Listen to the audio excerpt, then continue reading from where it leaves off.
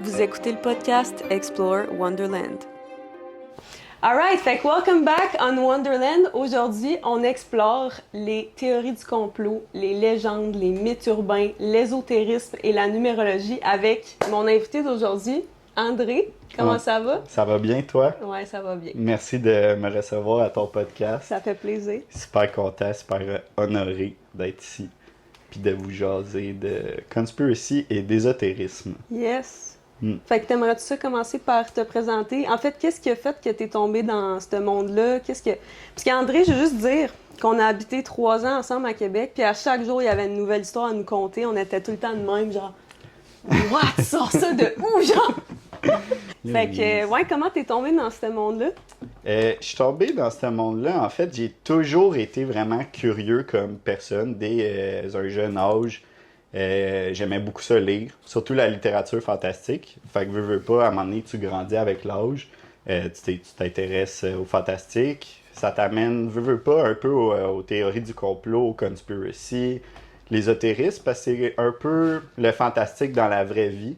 C'est des légendes, c'est des mythes urbains.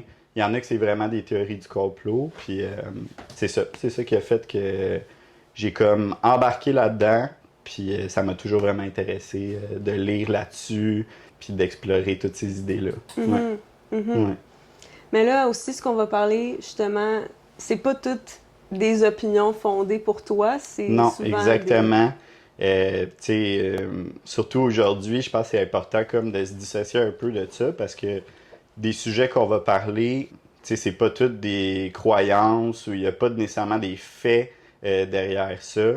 Ça reste des histoires très hypothétiques, des légendes. Il y a toujours une version officielle, puis il y a la version conspiracy. Après ça, c'est à chacun d'exercer sa pensée critique, puis avoir son opinion sur ces sujets-là, finalement. Ouais. Apprendre et à laisser certaines choses. S'il y a des trucs qui vous parlent, d'autres qui vous parlent pas, c'est correct. Exact. Ouais. Je trouve que ça en dit long, le fait que déjà on commence, il faut se dissocier un peu de ce sujet-là, mais malheureusement, c'est ça qui est cette étiquette-là de conspiracy est super négativement vue. Oui, il y en a beaucoup qui sont négatives, mais tu sais, des fois, tu peux entertain une idée, penser à une idée sans nécessairement te rattacher à cette idée-là. Des fois, c'est juste intéressant de jouer un peu à l'avocat du diable dans ta propre tête sur certains sujets. Il y en a beaucoup que je vais faire une nuance, c'est une opinion, c'est des faits, c'est des croyances, c'est des théories. Il y a un peu de tout. All right. Ouais. Là, il y a beaucoup de stock là, qu'on va parler aujourd'hui, fait que je veux voir par quoi qu'on commence. Une bonne chose qu'on pourrait commencer, c'est juste de définir c'est quoi le terme conspiracy. Ouais, c'est bon ça. La conspiracy. Ouais. Fait que je vais vous lire l'étymologie du mot. Je vais essayer de le traduire là, parce que je l'ai en anglais. Une conspiracy, c'est comme un coup, c'est un accord, une union unanime de faire de quoi de méchant et contre la loi. Fait que c'est une entente entre un groupe de personnes pour un objectif malsain, de comme créer un attentat ou quelque chose, un accord entre eux pour créer du mal. Puis ça vient comme du latin conspirare, qui veut dire très littéralement respirer ensemble. Fait que ça, c'est l'étymologie du mot. Ouais, respirer ensemble. Fait qu'on respire ensemble, on complote ensemble, puis c'est pas dans ce sens-là. Souvent, c'est pour faire des choses contre la loi, puis qui sont pas au service des gens. Ouais. Aïe. Ouais. Parce que là, avec le début de la définition, c'était comme, ça avait l'air malsain, puis là, ça finit par respirer ensemble. Pourtant, c'est comme une bonne chose. C'est comme un peu s'harmoniser. On respire ensemble, on s'harmonise, on est sur la même longueur d'onde, mais là, c'est comme, on est sur une longueur d'onde pour foutre la merde. Fait que c'est ça qu'on fait avec des conspiracy. OK, fait qu'on va jump in dans la première histoire, légende, mythe. La première... Qu'est-ce que t'as de bon à nous faire découvrir? Ouais, la première conspiracy, tu sais, une qu'on connaît le plus probablement, un sondage statistique qui a été fait il n'y a pas longtemps. Il se promenait aux États-Unis puis il demandait aux gens, croyez-vous que 9/11 était un coup monté, un attentat? C'est quoi votre position par rapport à cette histoire-là? Puis je pense, si je me rappelle bien, c'était comme 80% du monde. Il pensait que la version officielle de l'histoire, c'était pas totalement Ah ouais, la ok, c'est quand vraie. même élevé, 80%. Ouais. Beaucoup de gens qui ont un distrust par rapport à cette histoire-là en particulier, surtout aux États, parce que c'est très patriotique. Puis il y a quand même 2000 morts cette journée-là, plus toutes les répercussions psychologiques sur le long terme. C'est bon parce que moi, je connais vraiment juste l'histoire officielle. Là. Je connais pas Ouais. qu'est-ce qui pourrait réellement. Ben, qu'est-ce qui a réellement arrivé ou on sait pas. Là, Ouais, c'est ça. Après ça, qu'est-ce qui est vraiment arrivé? On le saura Bon, jamais. on le saura probablement jamais. Il y a beaucoup de trucs louches autour de l'histoire, comme le propriétaire qui avait les tours a fait assurer ces immeubles-là l'année avant, quelque chose comme ça, comme le maximum d'assurance qu'il pouvait tirer pour les immeubles. Fait qu'évidemment, quand que les immeubles sont tombés, ben, il a comme profité économiquement de ça, finalement. Puis aussi, qu'est-ce que pas beaucoup de monde savent, c'est que la semaine avant, il y avait eu un reportage au Pentagone, je pense, où un homme avait dit « Ah, il manque 3 milliards, 3 milliards de dollars, qu'on ne sait pas il est où cet argent-là, où est-ce qu'elle s'en va. » Puis, il y a eu les 2 tours jumelles, mais il y a un autre building qui est tombé, World Trade 7, qui est tombé aussi d'une manière assez louche, là, quasiment démolition contrôlée. Puis, il y a eu un avion qui a frappé le Pentagone aussi, exactement au bureau des finances où ce que la comptabilité était faite. Fait que, on n'a jamais entendu parler de ça. Ben, moi, en tout cas, j'avais jamais entendu parler de ça. Ouais, c'est moins connu, puis tu sais, t'es comme... Bon, il parle de ça une semaine après, tout arrive en même temps. C'est assez louche, mais... Puis tu sais, il y a tellement d'affaires parce que beaucoup des choses que tu regardes sur 9/11, maintenant même les Simpsons, je pense qu'ils avaient fait des prédictions, puis... Ouais, les Simpsons, on dirait qu'il y a une voyante en arrière de ça. C'est ça. Ben, ça m'amène un peu à ces événements-là que certains diraient, les conspiracies surtout, les théories du complot, que c'est des événements qui sont orchestrés par souvent une élite mondiale ou des gens qui conspirent, comme on a dit au début du podcast, qui font un complot ensemble. Puis, c'est ça, au niveau de toute la programmation prédictive qu'il y a derrière ça. Oui, il y a les Simpsons, mais il y a aussi dans le film La Matrix, le premier, qui est probablement un des films, déjà à la base, les plus conspiratoriales, tu sais. Parce que justement, c'est de là que viennent beaucoup de termes dans la communauté des conspiracies, où c'est le blue pill, le red pill, tu sais, tu prends-tu la pilule rouge, t'es éveillé à la Matrix, ou tu prends la pilule bleue, puis tu restes comme endormi finalement dans l'illusion. Fait que bref, ce film-là qui est comme quasiment un documentaire, je pourrais dire, là, d'une certaine façon, là, quand tu regardes ça d'un point de vue comme plus spirituel, ésotérique, ça ressemble vraiment à un documentaire. Mais tout ça pour dire que dans le film La Matrix, à un moment donné, il montre pendant une fraction de seconde le passeport de Neo, le personnage principal, puis la date d'expiration est le 11 septembre 2001. Fait que déjà là, le film est sorti en 99, fait que déjà c'était 2 ans avant les événements. Il y avait déjà dans la culture, mettons dans les films ou dans des émissions, des choses pour comme hinter au fait que quelque chose s'en venait par rapport à cet attentat-là. OK. Ouais. Fait que 2 ans avant. C'est quand même une drôle de coïncidence que c'est exactement la même date. Drôle de coïncidence, puis quand que tu rentres un peu plus comme dans le concept ésotériste de 9/11, c'est surtout associé au début de l'ère du Verseau. C'est le Verseau qui est le 11e signe. Les tours jumelles qui symbolisent vraiment un 11, 2-1 à côté de l'autre. New York qui est le 11e État. Bref, quand tu rentres dans la numérologie des choses, il y a beaucoup de symbolisme autour de 11. Puis 11, c'est un chiffre qui est très émotionnel. Puis c'est un événement qui est très émotionnel. Puis c'est ça. Ça a été le début de l'ère du Verseau. Dans des conspiracies plus poussées, il y en a qui disent que même parmi les élites, beaucoup étaient allés là, s'étaient pris des chambres d'hôtel pour observer l'événement comme d'un point de vue, quasiment comme vraiment une pièce de théâtre orchestrée, là, finalement. OK. Ouais. Puis pour revenir à la numérologie, tu veux-tu définir un peu c'est quoi, pour ceux qui Ouais. savent pas c'est quoi, maintenant? Oui, certainement.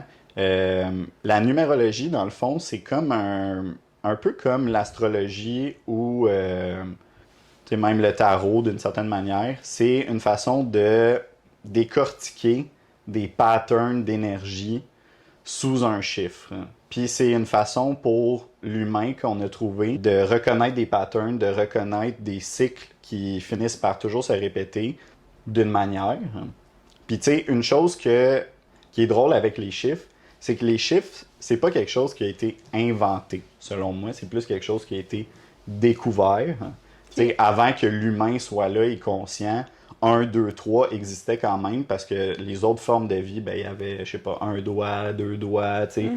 Ça existait avant que la conscience humaine, mettons, moderne, de conceptualiser les chiffres existait, puis qu'on soit capable de faire des mathématiques, puis de pousser ça full loin. Dans la nature, c'est déjà quelque chose qui était là. Fait que c'est ça, ces patterns-là sont assez profonds, assez ancrés, mettons, dans la matrice des choses, si je peux le dire.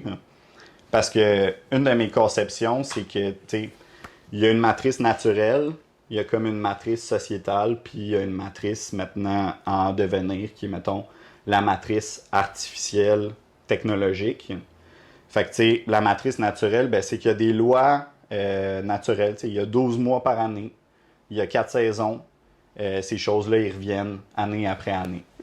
Fait qu'il y a comme des lois, tu sais, l'humain, il faut qu'on dort la nuit, puis t'as le jour après, puis faut que tu bois, faut que tu manges, tu y échappes pas. Après ça, il y a tout ce qui est sociétal. Ça, c'est comme un peu ce qu'on s'est entendu, mais il y a certainement une forme de contrôle au travers de tout ça. Par exemple, l'argent, tu sais, fait que, tu sais, on travaille notre vie pour avoir de l'argent pour vivre.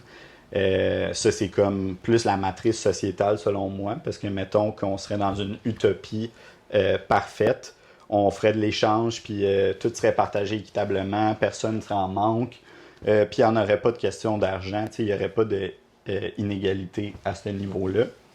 Mais ça, c'est pas la réalité.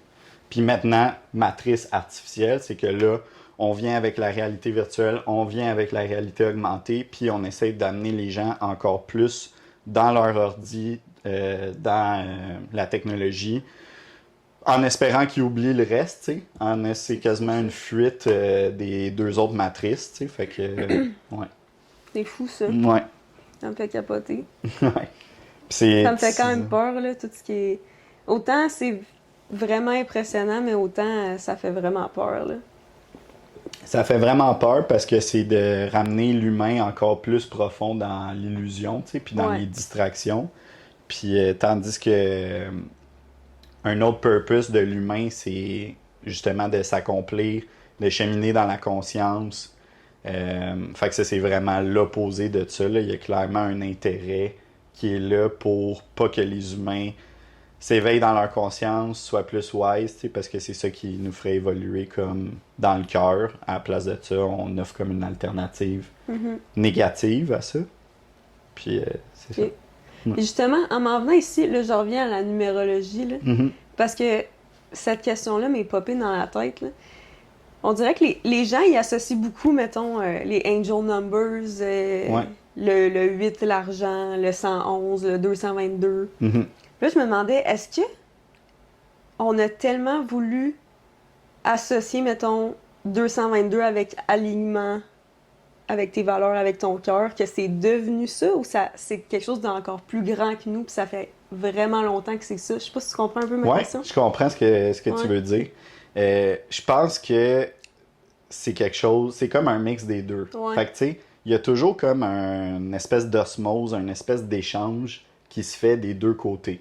Fait que, tu sais, tous les concepts, ils évoluent dans le temps. Par contre, il y en a qui sont tellement profonds, tellement vieux puis ancestrales, sont tellement imprégnés d'une énergie, tu sais.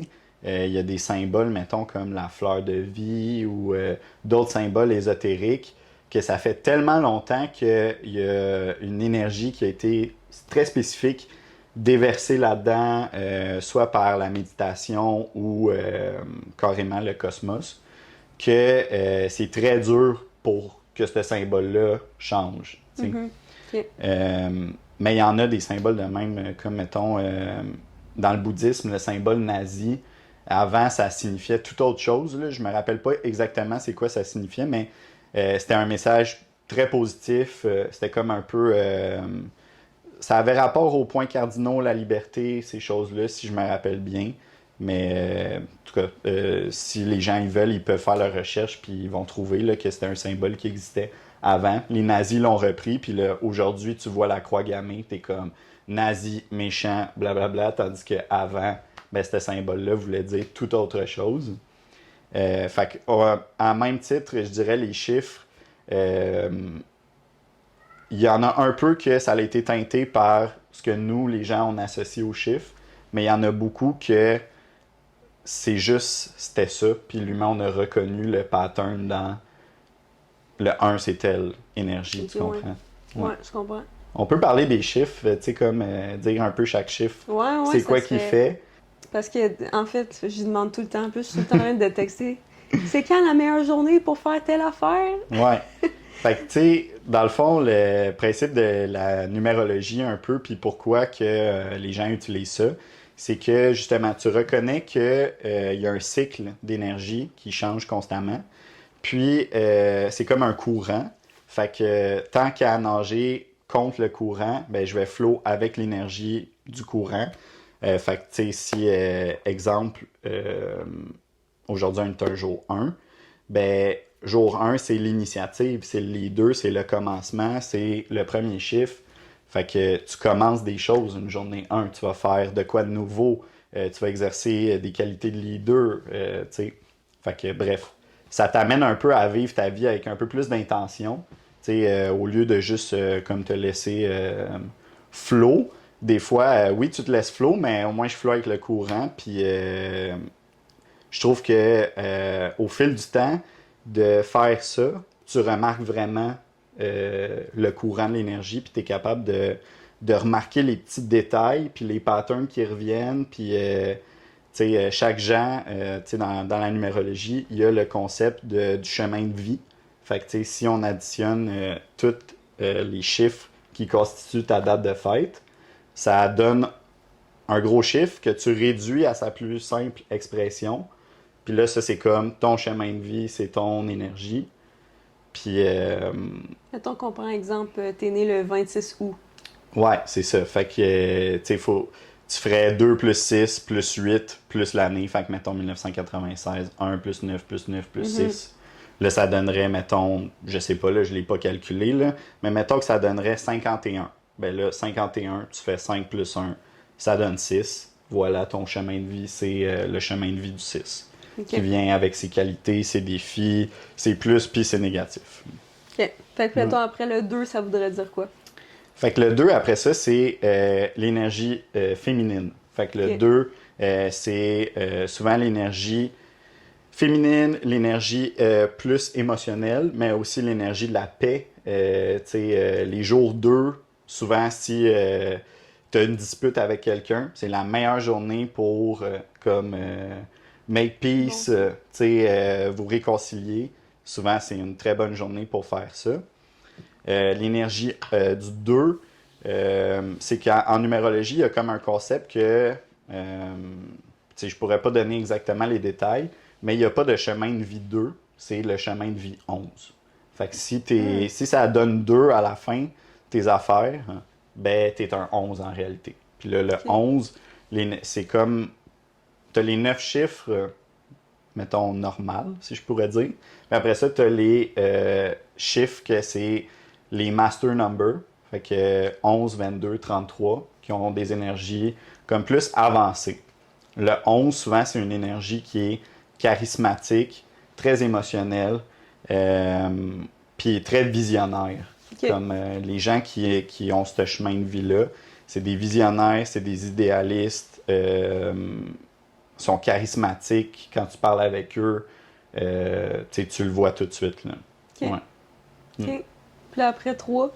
3, c'est l'énergie Je enfantine. vais toutes les nommer, 3. Ouais. 3, c'est l'énergie enfantine. 3, c'est la communication. OK, 3, nice. c'est le comédien.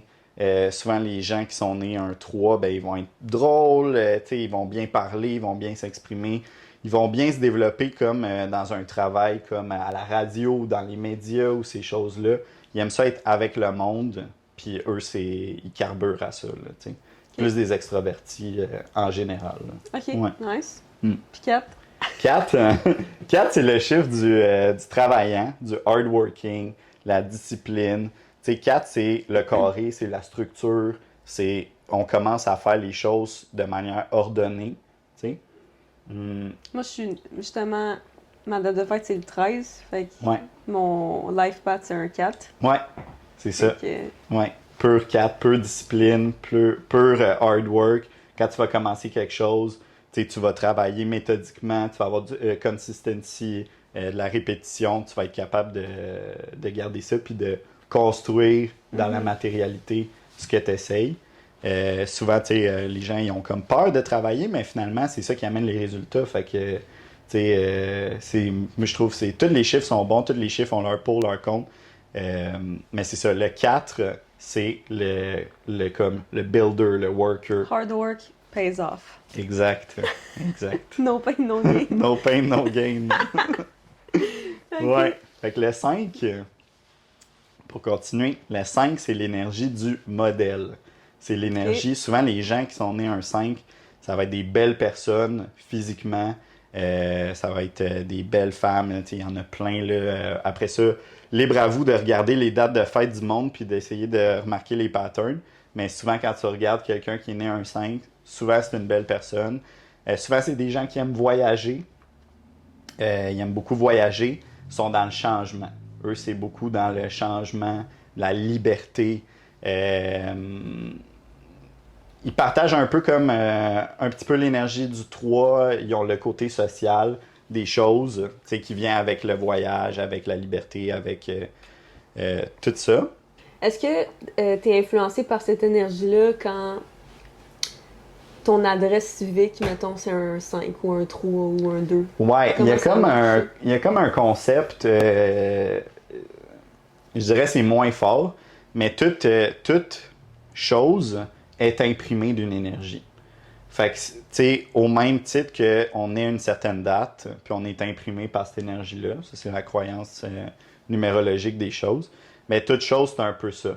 Fait que, tu sais, ça devient comme un genre de fractal, une spirale où ce que chaque chose a une influence plus ou moins grande dans ta vie, tu sais, dépendamment de plein de choses, mais c'est sûr que où ce que tu vis, ben, c'est important. Tu sais, Ouais. il y a des chiffres qui sont plus reliés à la maison.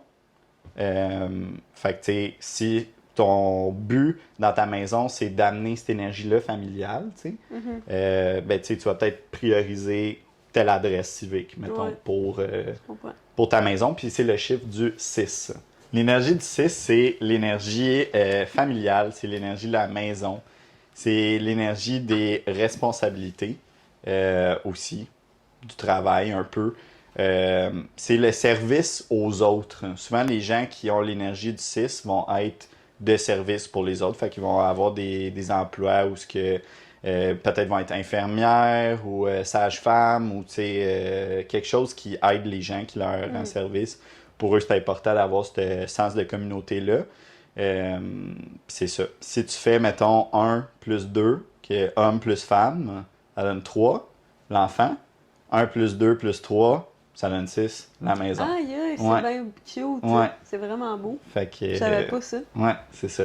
Ah, c'est hot. Ouais. Fait que l'énergie du 7 maintenant. Ouais. L'énergie du 7, c'est comme le génie. Souvent, le 7, c'est les gens qui sont très intelligents, qui sont très...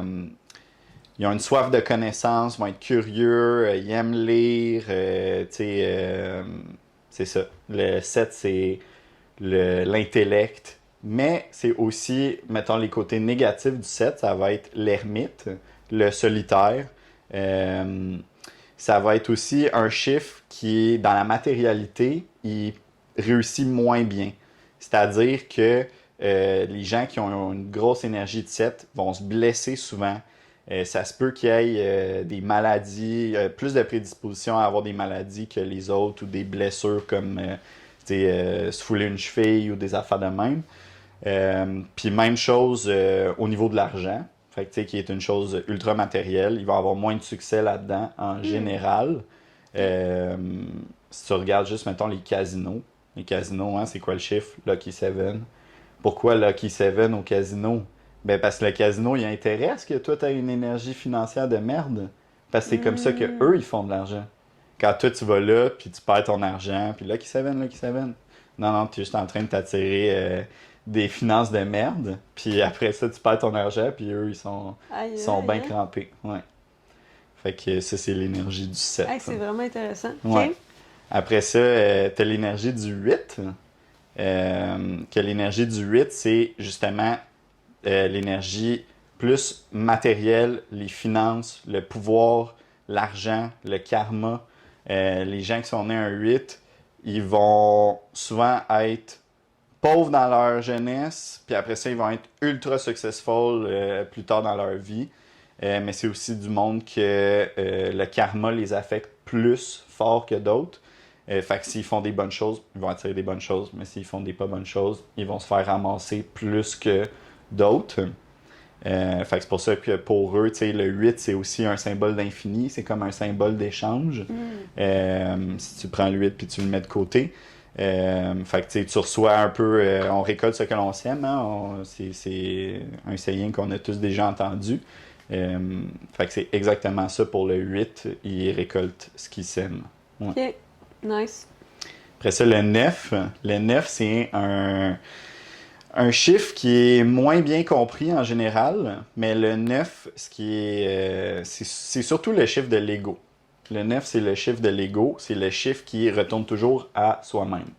C'est-à-dire que, mettons, tu regardes les multiplications ou n'importe quel chiffre que tu additionnes au 9 va redonner ce chiffre-là. Fait que, pour donner un exemple, mettons que je fais 1 plus 9, ça donne 10. Mais là, si je réduis 10, ça redonne 1. Fait que le 9, il y a comme cette propriété-là d'amplifier les choses. Puis quand que tu le multiplies par lui-même, ben 9 fois 1, c'est 9. 9 fois 2, c'est 18. 1 plus 8, 9. Fois 3, 27. 2 plus 7, 9. Etc. Tu sais, ça redonne toujours 9 quand tu fais la réduction. Fait que c'est un chiffre qui retourne à soi-même. C'est le chiffre de l'ego, mais c'est aussi le chiffre de la complétion. Tu sais, c'est le dernier des 9 chiffres. C'est la fin. C'est un chiffre d'adaptabilité. Tu sais, Nikola Tesla, il y a un saying qui avait dit si tu comprends les chiffres 3, 6, 9, tu as les clés de l'univers. Mais si on reprend un peu ce qu'on disait depuis tantôt, 3, communication, blablabla, mais aussi création. 6, responsabilité, mais aussi temps. Fait que création, temps, complétion. Le 9, complétion, c'est la fin. C'est comme ça que tu manifestes les choses. Faut que tu crées, faut que tu donnes du temps, puis à la fin, un jour, tu finis par récolter. La complétion. Ouais. Fait que ça, c'est le chiffre 9. Après ça, le 11, on en a parlé un peu, mais c'est le master number spirituel, mettons, chiffre émotionnel, charismatique, spirituel. Ces gens-là font des super bons sportifs, des bons parleurs, ils peuvent être des maîtres spirituels, ils ont énormément de potentiel. Après ça, le chiffre 22, ça c'est le Master Builder. Fait que ces gens-là, souvent ils ont l'énergie comme psychique, une des plus fortes. Des gens qui sont nés le 22 vont avoir des gros dons par rapport au monde des énergies. Mais aussi dans la matière, d'affecter la matière, de construire des choses. Ils peuvent construire des choses comme incroyables, puis souvent ils vont construire avec les gens autour d'eux. Fait que, ils vont soit rise up tout le monde ou amener tout le monde avec eux vers le bas. Fait que, Tout le monde tout le monde a comme un aspect positif et négatif. C'est pas, il y a un chiffre qui est meilleur que l'autre. Ils ont tous leurs pour et contre. Fait que le chiffre 33, lui, c'est le master teacher de l'influence, surtout. Lui, avec grande connexion au monde spirituel, grande possibilité d'influence dans la matière.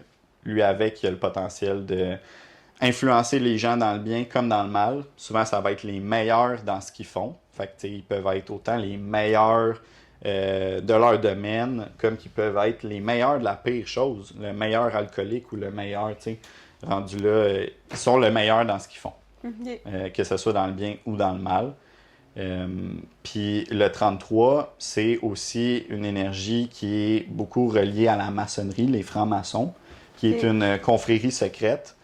Qui a des degrés d'évolution. Fait que, comme tout bon culte, t'arrives là, tu commences au bas de l'échelle, puis là, c'est comme la pyramide, là, la pyramide illuminée. Fait que, les Illuminati, on monte les échelons, puis le 33e degré serait le plus grand échelon des francs-maçons.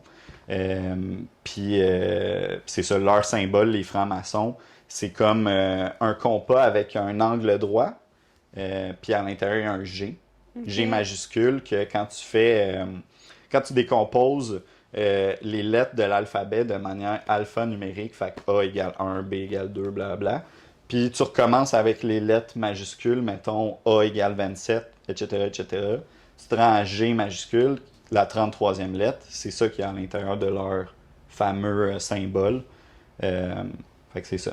Mais ça doit pas arriver souvent que t'es né un 33, là? Non, parce que c'est assez... Tu sais, il faut que la réduction, elle arrive à 33 piles. Ces chiffres-là, comme 33, 22, sont les plus rares. 11 peut arriver un peu plus souvent. Puis après ça, les autres, assez communs chacun. Mais 33, c'est assez dur d'arriver à une date de fête qui donne exactement ça. Ouais, c'est clair. Puis là, il y en a encore moins depuis qu'on est dans les années 2000. Parce que les combinaisons de chiffres, ils permettent moins ça. C'est des dates qui sont encore plus rares. Fait que les millennials, c'est pas des masters.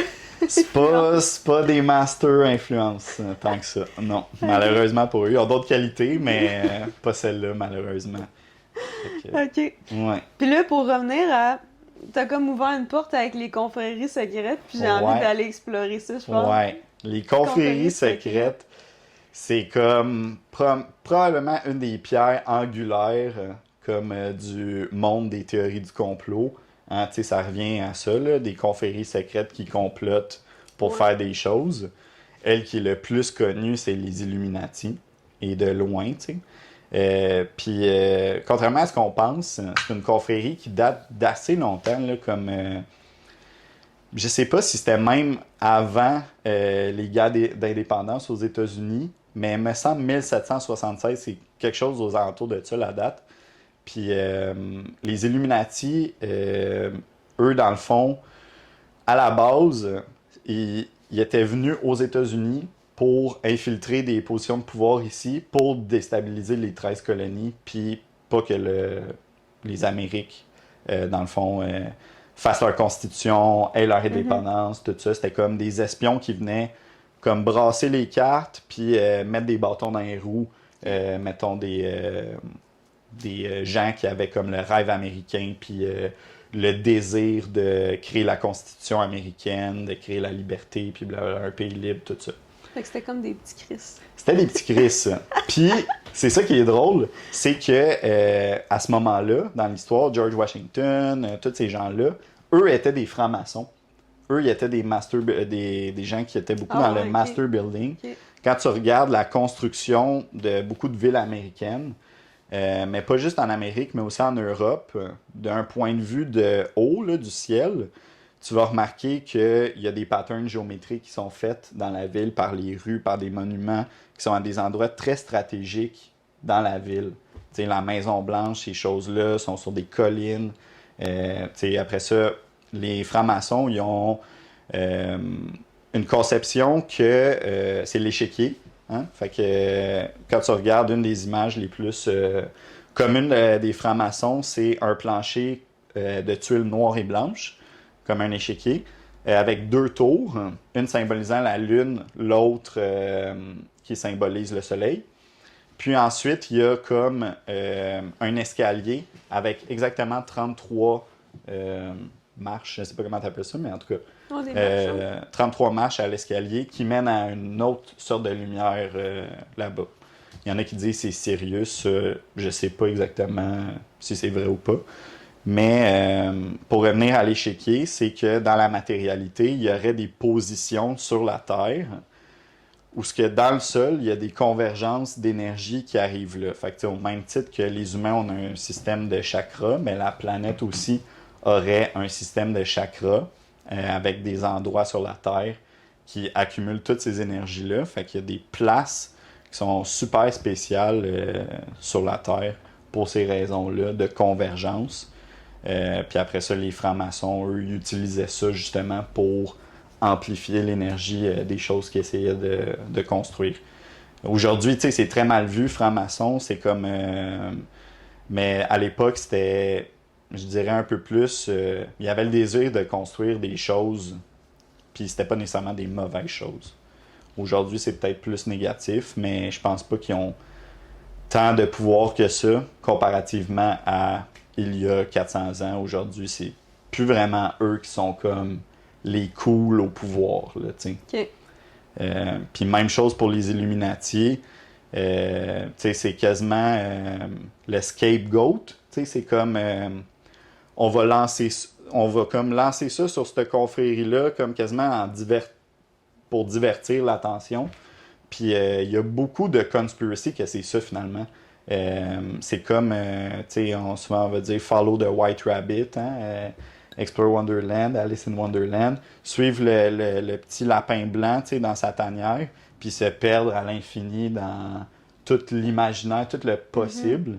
Ben il y a des conspiracies qui servent exactement à ça, te divertir, t'amener là, pour penser à des choses que finalement ça n'a aucune importance, puis ça n'a aucun impact réel sur ta vie, pour améliorer ta vie ou la vie des gens. Il y en a que, tu sais, moi, après des années d'avoir exploré tous ces sujets-là, il y en a beaucoup que maintenant, je m'y intéresse même plus parce que ça sert à rien de savoir ça. C'est juste des connaissances pour des connaissances. C'est du divertissement, mais des fois, c'est comme, ben, il y a d'autres façons de se divertir que de penser à ces légendes-là ou ces concepts-là qui, même des fois, en soi, sont dark. Fait que, tu sais, j'ai pas le goût de vivre ma vie en pensant toujours à cette négativité-là. Fait que, on se détache de ça, tu sais. Ça fait du bien.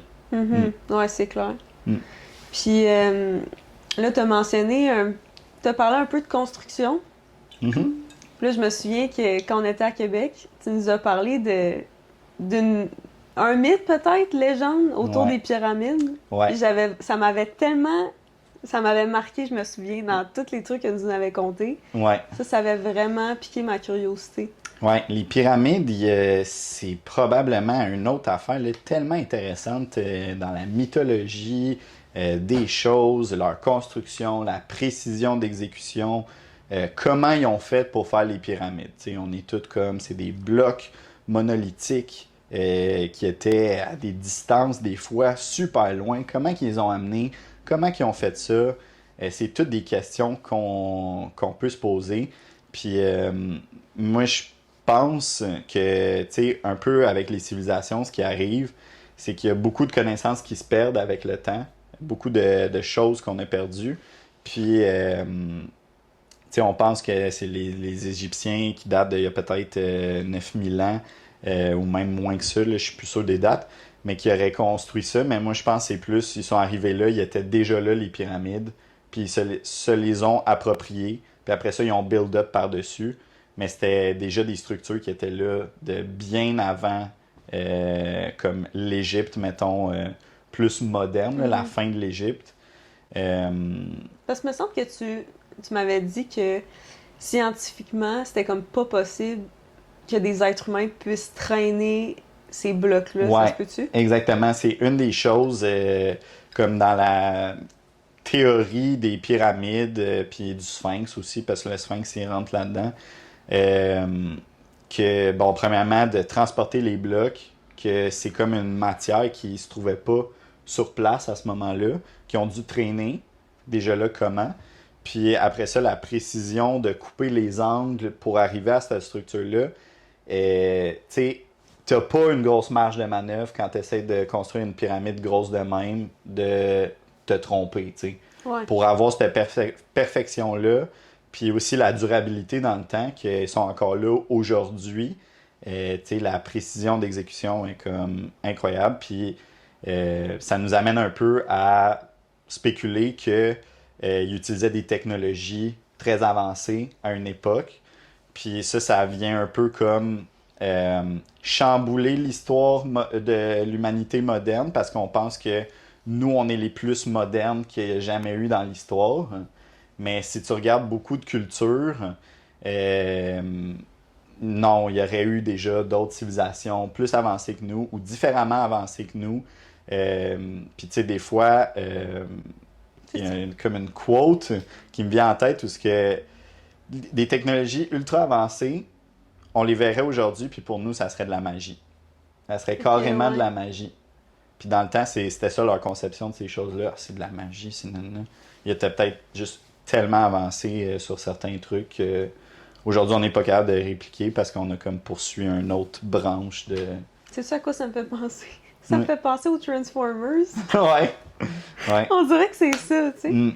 Transformers, que dans les films, sont comme ça fait tellement plus longtemps que vous, les humains, qu'on est dans l'univers. Ouais. Puis on est déjà venu sur la Terre. Parce que ça... Là, j'embarque dans des trucs d'aliens, mais ça pourrait peut-être être ça aussi. Parce que je pense que tu disais aussi qu'il y en a des pyramides, mais à plusieurs endroits dans le monde aussi. Oui, exactement. Fait que, tu sais, il y a les pyramides qu'on connaît beaucoup qui sont en Égypte. Mais après ça, tu as des pyramides, tu sais, comme les pyramides Mayas. Tu as des pyramides en Bosnie-Herzégovine aussi qui sont très grosses. Tu as des pyramides en Antarctique qui sont aussi très grosses. Tu as des pyramides un peu partout. Il y en a qui pensent... Des pyramides en Antarctique? Ouais. Vu du ciel, il y a certaines places, mais ça rentre un peu dans les conspiracies, là. Ouais, ok. Que l'Antarctique aurait pas toujours été un continent de glace, finalement. Fait qu'il y aurait peut-être eu des civilisations, des structures qui aient été créées là. À un moment donné, ça l'a gelé avec les changements climatiques. Puis aujourd'hui, ben, on a comme des vues satellites un peu qui ressemblent à des pyramides, en tout cas. Il y en a qui disent que les pyramides pourraient être une structure naturelle de la Terre, dans le fond des places où il y a des vortex d'énergie tellement forts que ça crée cette structure-là comme naturellement. C'est comme au même titre qu'un quartz où certaines roches vont se cristalliser d'une manière spécifique. Ben, la même chose. Puis, c'est ça. Les pyramides, on rentre comme dans toute une section de l'humanité avec les anciennes civilisations parce que ce qui ferait le plus de sens, c'est que c'est eux qui les aient construits, sont restés là, ils nous ont légué ça. Aujourd'hui, on a ça, puis on l'a comme adapté à notre manière. La légende dit que les Anunnaki, qui étaient une race extraterrestre de comme géants, seraient venus sur la Terre à un certain moment, puis leur objectif, c'était comme de venir chercher l'or. Fait qu'ils ont comme mis l'humanité un peu en esclavage pour venir chercher l'or. Puis là, au fil du temps, ils ont créé ces structures-là. Il y a eu des guerres entre eux. Il y en a qui disent, au niveau de l'or, c'était-tu l'or physique vraiment? Parce que l'or, ça a toujours eu une place spéciale comme dans les cultures. C'était comme de l'or pour les anciennes cultures, c'était du soleil sous manifestation physique. Fait qu'il y a toujours eu une convoitise pour ça. L'humain, on a toujours admiré l'or particulièrement. Puis, mais le débat, c'est est-ce que c'était vraiment l'or matériel ou c'était l'or spirituel? Fait que, tu sais, il y a des conceptions où, justement, la Kundalini ou des énergies de même qui viennent faire remonter un liquide dans la colonne vertébrale, un liquide cérébro-spinoïdal qui remonte jusque dans la glande pinéale. Puis ce liquide-là aurait justement comme une coloration dorée, puis des propriétés comme incroyables. Même quand tu y passes dans le film Avatar, là, le 2 qui est sorti Ouais. récemment, les têtes des genres de baleines là, Ouais. qui vont chercher, c'est un liquide doré qu'ils vont chercher dans leur Ah, tête. ouais. Puis ce liquide-là donne comme la vie éternelle, je pense, ou Oui, c'est quelque chose de vrai. même aux humains. Fait que super de convoitise pour aller chercher ça. Puis, tu sais, la glande pinéale, c'est comme... c'est un des symboles qui revient depuis longtemps.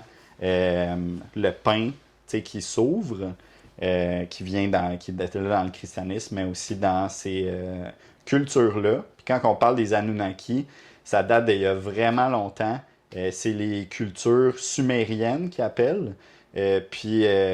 Pourquoi, comme cette théorie-là a été vraiment approfondie, c'est parce qu'ils ont trouvé des tablettes de pierre avec, entre autres, comme des généalogies de rois.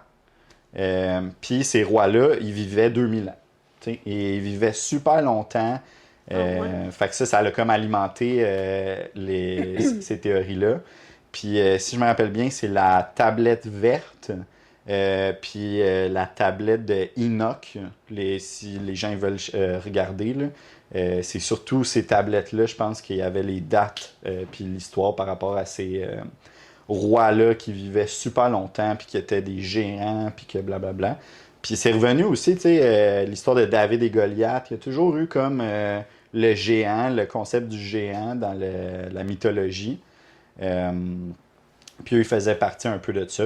Puis là, finalement, au fil du temps, il y a eu comme la discorde entre eux. Ils seraient partis chacun de leur bord pendant un certain moment. Là, c'est comme pas clair. Justement, les pyramides aztèques, mayas, seraient comme venus de justement un de ces clans-là qui s'est séparé. Puis après ça, les autres pyramides de l'autre clan.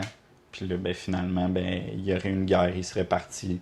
C'est pas trop clair à ce sujet-là, qu'est-ce qui est arrivé exactement. Euh, mais c'est ça, ça serait comme une des races extraterrestres qui aurait vraiment influencé les anciennes civilisations. D'autres histoires par rapport aux anciennes civilisations, il y a l'histoire d'Atlantis, que tout le monde est... Ouais. on est comme tout familier, on a tous déjà entendu parler de cette civilisation-là. Euh, Atlantis qui aurait été super évolué, qui aurait évolué, puis là, à un certain moment, il y aurait eu la chute d'Atlantis, où ce que... est comme eux avec, ils vivent un peu comme ce qu'on vit aujourd'hui, tu sais, un gros boom technologique, puis là, on est comme plus trop sûr de où ce qu'on avance, puis chaque chose a comme le potentiel de tout changer la société pour Ouais. tout le monde. Euh, Fait qu'il y aurait eu un événement cataclysmique pour eux qui les aurait wipés. Puis ça serait pas la première fois que ça serait arrivé. Tu sais, Robert Oppenheimer, le film, qui est sorti il y a pas longtemps sur la bombe atomique, lui, il parlait, sa fameuse quote, là, qu'il dit And now I have become death, destroyer of worlds. Ouais. Je suis la mort destructrice des mondes. Ça vient d'un livre indien, très ancien, un texte sacré, le Bhagavad Gita, où ce que dans ce livre-là, il raconte justement une guerre de vaisseaux, hein, qui est l'ère des bombes, qui disent des feux destructeurs géants. Fait que quasiment comme une guerre nucléaire qu'il y aurait eu dans le passé. Puis lui, il avait la conception que c'était pas la première fois que l'humanité découvrait comme cette arme-là. Puis là, on était rendu là, comme dans notre évolution. Puis les dernières fois que c'est arrivé, ben, on s'est comme wipé de cette manière-là. On s'est comme tout détruit. Puis potentiellement que parmi ces civilisations-là qui ont disparu, c'est ça qui est arrivé.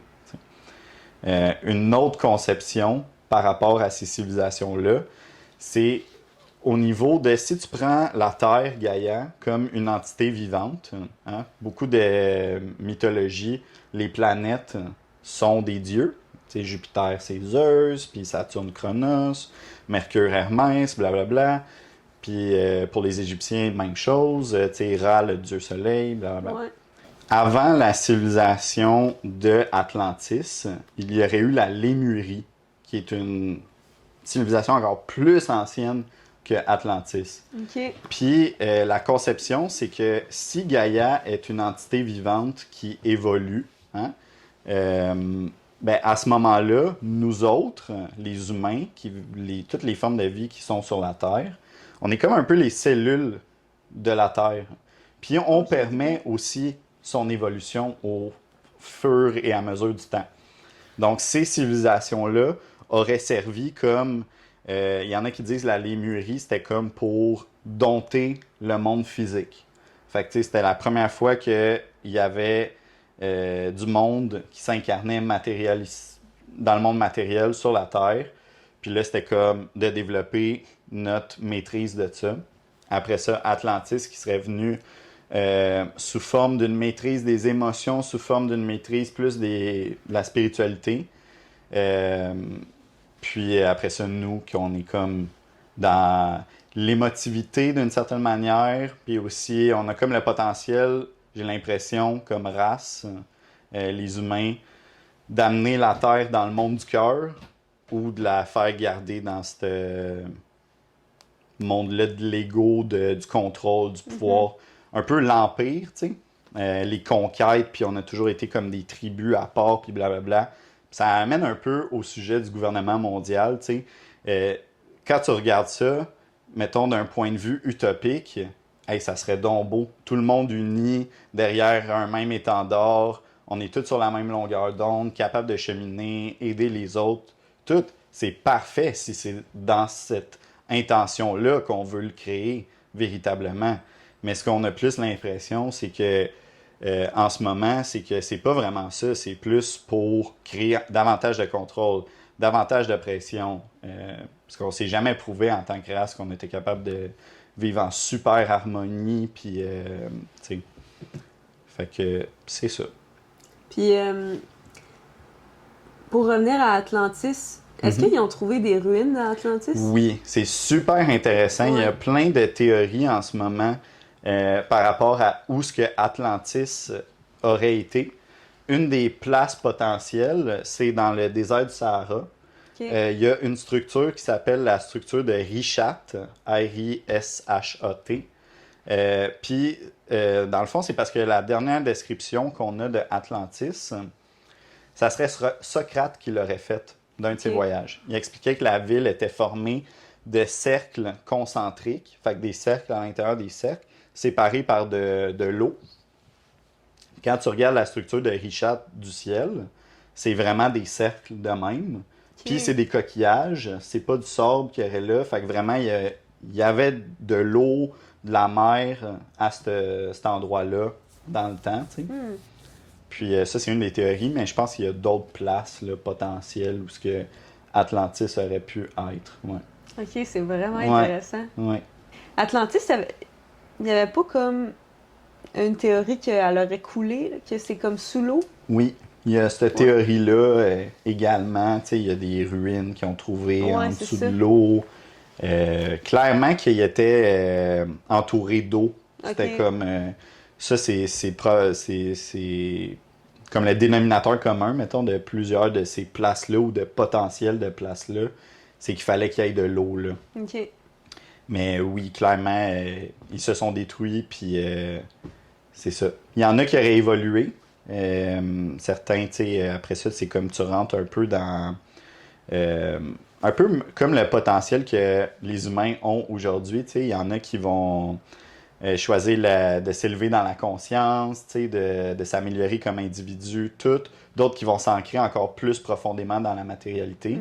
Puis, il y a comme un concept dans la matrice aussi où on va dire « telle personne est un NPC ». C'est un non-playable character. Ça, c'est un NPC. Puis, je trouve ça poche de dire « telle personne est un NPC » parce que c'est comme de définir une certaine supériorité dans la conscience, tandis que chaque être fait son cheminement qui est bon pour lui. Puis il y en a qu'il faut qu'ils aillent plus profondément dans la matière pour comprendre des choses, pour après faire leur cheminement. Fait que tu sais, c'est comme un piège des fois de se dire « ben moi je suis conscient, puis je suis donc cool, puis je suis donc meilleur que les autres. » Tu sais, c'est un piège de l'ego un peu de penser ça. Puis t'as tout... ça revient un peu au concept des polarités, yin-yang, tu sais, le bien, le mal. Puis moi, je pense que c'est surtout l'esprit versus la matière. Tu sais. Même quand tu penses au concept des chakras, le cœur, c'est le centre, c'est art, tu sais. Tu décomposes, tu réarranges les chiffres, ça donne terre. Puis c'est vraiment le pont entre la matière, les 3 chakras du bas, versus l'esprit, les 3 chakras du haut. Ouais. C'est le point d'équilibre, puis c'est la manière de balancer les choses aussi. Parce que si tu es trop ici, ben, tu vas avoir un déséquilibre là, vice-versa. T'sais. Fait que c'est d'arriver en alignement, puis souvent tu arrives en alignement par le cœur. Ouais. La plus grande vibration, c'est l'amour. Ouais. Le heart chakra. Ok, nice, vraiment intéressant. Ouais. On a un peu effleuré le sujet là, avec tout ce que tu as parlé. Transformers, aliens, extraterrestres, l'Antarctique. Ouais. Puis là, justement, il y a quelqu'un qui m'avait écrit qui était intéressé d'avoir plus d'informations sur les extraterrestres, la zone 51, Ouais. what's up with that. Ouais, la zone 51, c'est tellement une grosse conspiracy en soi aussi. Ouais. Mais tu sais, ce qui est connu, il y a un gars qui est sorti il y a quelques années, je pense qu'il y a même des documentaires sur lui sur Netflix, Bob Lazar, qui aurait été un gars qui travaillait dans Area 51. En fait, je pense qu'il travaillait dans une autre area parce que tout était ultra compartimenté. C'est-à-dire que pour pas que le savoir, tu sais, comme on a vu un peu dans Oppenheimer, si les gens l'ont vu, tu sais, chacun travaillait sur son truc spécifique pour pas que personne ait tout le savoir juste pour lui, parce que ça représente un danger en soi que cette personne-là, après ça, elle aille parler. Puis Mais je pense qu'il disait aussi qu'il travaillait sur quelque chose, mais il savait pas non plus c'était dans quel but nécessairement quand il travaillait là. Exact. À ce moment-là. Ouais. Mais ce qu'on sait, ben, ce que lui il dit, c'est qu'il travaillait sur des technologies d'antigravité. Okay. Fait que ça, pour revenir comme à la Deuxième Guerre mondiale, Hitler il était fasciné par tout ce qui était comme reliques, mythologie, ces choses-là. Puis il y avait une société de femmes, mais je suis pas sûr que c'est juste des femmes, mais en tout cas des occultistes. L'occulte, c'est tout ce qui est caché. Occulter quelque chose, c'est le cacher derrière, c'est ça, des concepts.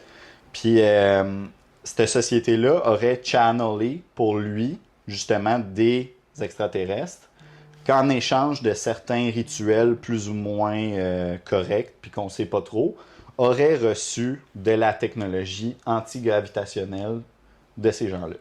Les nazis auraient été alors les premiers à avoir ça en possession, mais c'était plus vers la fin de la Deuxième Guerre mondiale qu'ils ont eu ça.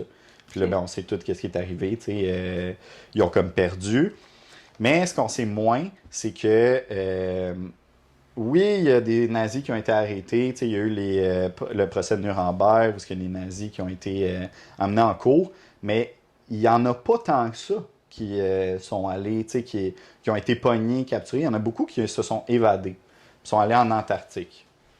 Puis ils sont allés en Argentine. Puis il y a des places en Argentine que c'est très... beaucoup de gens blonds, yeux bleus, l'architecture très typique allemande. Il y a même une émission il y a quelques années qui était sortie, c'était Finding Hitler. C'était comme il explorait le fait que Hitler se soit enfui, justement, en Argentine. Puis là, il essayait de le trouver, puis arriver à ces places-là. Puis c'était comme, le monde, il parle allemand, mais j'étais en Amérique latine. What? Ouais, ok, je comprends, ouais. Même dans X-Men, le reboot là, qu'il y a eu récemment, il y a ce sujet-là qui est abordé. Là, à un moment donné, Magneto, il va là-bas, puis là, il y a des nazis qui vivent en Argentine, puis blablabla. Fait que c'est ça. Puis après, 2 ans après, à la toute fin de la Deuxième Guerre mondiale, justement, une des conspiracy theories, c'est que les nazis seraient allés en Antarctique. Puis il y a eu une opération qui est sur Wikipédia, que vous pouvez chercher, Opération High Jump, où ce que l'armée américaine a envoyé comme un contingent de 5000 soldats avec des bateaux, des avions, full equip. Là. Puis ils sont arrivés là, puis au bout de 2 ans, ils ont dû revirer de bord. Hein. Puis là, l'histoire officielle, c'est que il y avait des tempêtes, puis là, il fallait qu'ils partent. Ouais. Mais le gars, Admiral Byrd, qui menait l'expédition, il a dit dans une entrevue après que quand ils sont arrivés là, ils ont été témoins de technologies de soucoupes volantes, puis justement de véhicules antigravitationnels, puis qui se seraient fait attaquer, puis ils n'ont pas eu le choix de fuir. Puis après ça, c'est comme pas sûr, mais il me semble que ce gars-là a fini à l'asile. Aïe, aïe, hein? Fait que, tu sais, c'est-tu vrai? Ça l'a-tu rendu fou? Il était-tu fou à la base? Il y a plein de mysticisme, tu sais, il y a plein de... On peut se poser des questions, puis c'est comme croustillant de savoir qu'est-ce qui est arrivé. En plus, tu dis qu'on peut pas voler au-dessus de l'Antarctique, fait que tu sais pas qu'est-ce qui se passe en ce moment. C'est ça. Quand il y a des expéditions en Antarctique, ils t'amènent sur des bases, tu sais, comme tes fleurs, là, vraiment, là, ce que c'est l'Antarctique. Mais tu peux pas voler au-dessus. Puis ce qui est vraiment étonnant, c'est que on a de la misère à s'entendre pour bien des affaires, les humains, mais on a des traités pour ça, qu'il y a de la paix en Antarctique, personne se fait chier, puis personne peut voler là. Les Russes, les Américains, tout le monde est chill là-bas, mais tu sais, fait que... Ouais. C'est intriguant quand même. C'est intriguant. Après ça, dans des films comme modernes, King Kong contre Godzilla. Allez voir ce film-là, il y a plein de conspiracy dans ce film-là. Okay.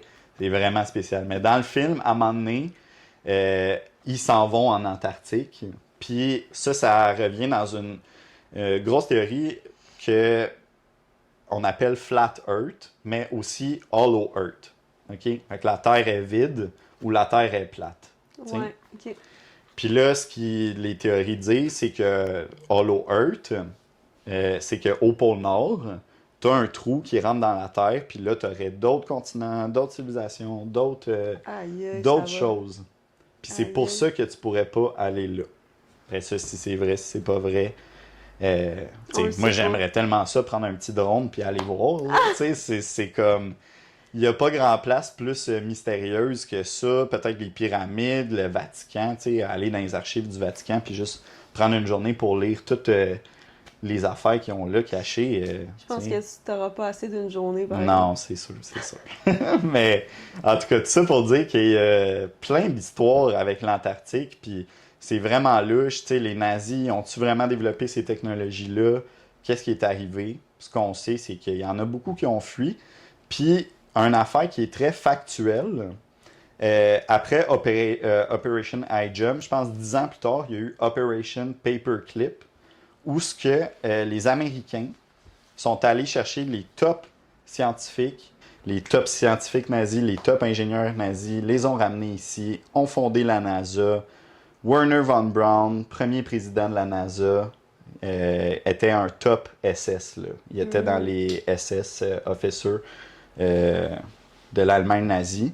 Puis, c'est ça, sur sa pierre tombale, il a fait un message ultra cryptique en parlant du firmament. Firmament qui serait un dôme, dans le fond, par-dessus la Terre.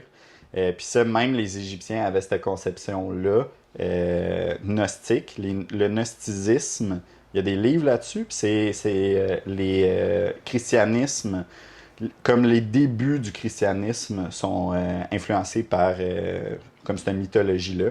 Puis eux disaient justement que les eaux cosmiques sont séparées par le firmament des eaux terrestres. Nous, on serait dans les eaux terrestres, ça serait une expérience ici, à l'intérieur du firmament, qui est très spéciale, très privilégiée. Fait que là, plus tard, là, il y a eu la bombe atomique, fin de la Deuxième Guerre mondiale, puis à partir de ce moment-là, il y a vraiment une explosion du nombre de sightings, du nombre de vues, de fois que les gens ont aperçu des lumières dans le ciel, toutes sortes de choses. Il y a même un article dans le journal, ça me fait penser, je me rappelle plus c'était quand, mais c'était après la Deuxième Guerre mondiale, où qu'à Washington, il y a eu plein de lumière un soir dans le ciel. Puis c'est encore dans les archives, il y a des articles de journaux qui ont été écrits là-dessus puis tout. Comme justement un des phénomènes où que des UFO auraient été aperçus. Puis là, récemment, avec le processus de disclosure qu'on voit de plus en plus, le gouvernement américain commence à déclassifier certaines choses par rapport à ces histoires-là, à ces technologies-là, blablabla. Puis là, récemment, il y a eu quelqu'un qui a comparu en face du Congrès américain pour parler justement des technologies, puis des aliens, puis comme quoi il y en a, puis blablabla. Puis là, t'as comme deux clans par rapport à cette histoire-là. Parce que, oui, mettons, si tu crois aux aliens manifestés matériellement comme moi puis toi, ça t'amène un peu dans l'optique du film de Tom Cruise, là, je me rappelle plus, c'est comme Un jour sans lendemain ou quelque chose de même. Il y a une invasion extraterrestre, tout le monde arrive, puis là, c'est la guerre. Ça c'est comme... parce que souvent, dans les Illuminati, qu'est-ce qu'ils disaient, c'est que quel événement on pourrait orchestrer pour que tout le monde soit réuni sous un même étendard et pouvoir amener un gouvernement mondial. Ben, quoi de mieux qu'une menace extraterrestre que tout le monde doit s'allier pour combattre. Hein? Ça ferait que tout le monde serait sous un même étendard, puis ça justifierait le besoin d'un gouvernement mondial à ce moment-là. Fait que ça, c'est la théorie 1. Après ça, comment qu'ils vont faire ça? Il y a une conspiracy theory en soi que c'est juste là-dessus. Ça s'appelle Project Bluebeam, où c'est des technologies d'hologrammes avancées projetées dans le ciel pour donner l'illusion de certaines choses. Fait que je sais pas si vous avez vu, il y a quelques années à Coachella, il avait utilisé un hologramme pour faire Tupac, qui chantait. C'est super bien fait, vous irez voir la vidéo. Ah ouais, il chante, puis t'as l'impression qu'il est là, puis tout, mais tout est fait avec des hologrammes. Fait que ça laisse croire, qu'est-ce que la technologie pourrait être. Fait que ça, c'est comme une des possibilités avec la saga Alien, mettons, je dirais. L'autre possibilité de la saga Alien, là, tu rentres dans les différentes races qui existent, hein, parce qu'il n'y en a pas juste une. T'as évidemment les reptiliens, hein, on a entendu parler. Puis c'est comme une des choses les plus conspiratoriales, je dirais, que souvent, quand tu dis « Ah, ben oui, tu crois aux reptiliens », les gens « Ah, t'es un fou, man, tu crois aux reptiliens », c'est comme... Ok, ouais. Ça serait une des races. Pour vrai, moi, je sais pas si j'y crois vraiment à toutes ces affaires-là. Pour moi, les vrais aliens qu'on pourrait appeler, c'est justement des énergies qui ont évolué. Puis maintenant, ils n'ont même plus besoin de se manifester sous forme physique parce qu'ils existent dans d'autres dimensions qui sont plus matérielles, qui sont, mettons, purement lumineuses si on pense aux Pléiadiens. Puis après ça, ben là, c'est sûr que tu as leur opposé que ça serait la race des reptiliens, puis tout ce clan-là. Puis eux, justement, seraient là avec les Illuminati, puis blablabla, pour faire des choses pas correctes sur la Terre. Mais tu sais, c'est ultra flyé là, comme sujet, là. Fait que tu sais, je tiens vraiment à me dissocier de ça. Je crois pas à ça. J'ai jamais vu de reptiliens. Je sais pas si c'est vrai. Il y a toutes sortes de vidéos qui circulent là-dessus aux États-Unis. Puis ça revient un peu au concept que je disais, là, tu sais, du White Rabbit, là, que c'est... Des fois, c'est quasiment une histoire pour te divertir là-dedans, mais que finalement, c'est pas important, là, dans le sens que ça change quoi qu'il y ait des reptiliens. Je sais pas s'il y en a, puis... Tu peux tomber dans un tunnel infini, puis ça finit plus. C'est ça. Tu sais, pourquoi définir ta vie après ça, à partir de ça? Je trouve que c'est pas productif, vraiment, là. Fait que c'est ça pour les aliens, tu sais, toutes sortes de races, toutes sortes de légendes. Il y a des places où il y aurait eu plus d'enlèvements, il y a des histoires où justement, tout ce qui est comme Bigfoot, blablabla, justement, ça serait des aliens qui vivent dans d'autres dimensions des fois, sont capables de venir ici, mais ils le font pas tout le temps. Soit parce qu'ils n'en ressentent pas le besoin ou parce que ça leur demande énormément d'énergie de s'incarner dans la matière, puis ils n'en sentent pas le besoin. Who knows, rendu là. Ça, c'est vraiment comme un territoire... je dirais qu'il n'y a pas de fondation solide, là. C'est des sables mouvants, là, puis tu t'enfonces quasiment dans chaque sujet que tu essaies d'explorer, là. Très difficile de trouver de la bonne information par rapport à ça. Ouais. Alright. Hey, merci Ouais. tellement de... On a tellement exploré de trucs, sérieux, Ouais. aujourd'hui, là. Merci d'avoir pris le temps de me conter toutes ces histoires-là. Ouais, ça fait plaisir. Écrivez dans les commentaires si ça vous tente qu'on fasse une part 2, parce qu'il Ouais. y a encore plein de stocks qu'on n'a pas parlé. Plein de choses qu'on n'a pas explorées. Puis, tu sais, juste pour ramener ce point-là encore une fois, là, tu sais, moi, mon cheminement par rapport au conspiracy, ça a énormément évolué avec le temps. Maintenant, tu sais, j'essaie vraiment de faire la différence entre qu'est-ce qui est une opinion, une croyance, un fait, une théorie. Puis qu'est-ce qui peut aussi m'aider moi dans ma vie, puis faire de moi une meilleure personne pour être capable d'être une meilleure personne pour les autres aussi, puis tu sais, d'amener quelque chose de positif, pas juste d'amener des sujets de même négatifs qui servent à rien. En espérant que vous avez aimé, subscribe, like, puis dites-nous dans les commentaires si vous voulez un part 2. Puis aussi, écrivez-nous dans les commentaires c'était quoi votre histoire préférée, puis s'il y en a des histoires que vous voulez qu'on approfondisse plus sur le sujet. Fait qu'on se voit la semaine prochaine pour un prochain podcast.